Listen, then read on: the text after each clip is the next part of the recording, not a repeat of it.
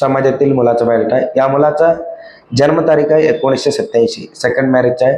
अपत्य वगैरे नाही आहे. डॉक्युमेंट्स क्लिअर आहेत. अपेक्षा आहे मुलगी कुठल्याही समाजातील असो चालते, फक्त ती मुलगी शुद्ध शाकाहारी जेवण करणारी मुलगी असायला पाहिजे. या मुलाचा जन्मतारीख 1987. उंची 5 फूट 6 इंच. मुलगा दिसायला गोरा आहे. शिक्षण आहे.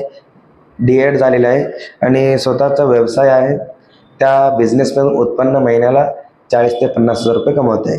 मुलाचं वडील नाही, आई गव्हर्नमेंट सर्वंट होते, रिटायर्ड झालेले आहे.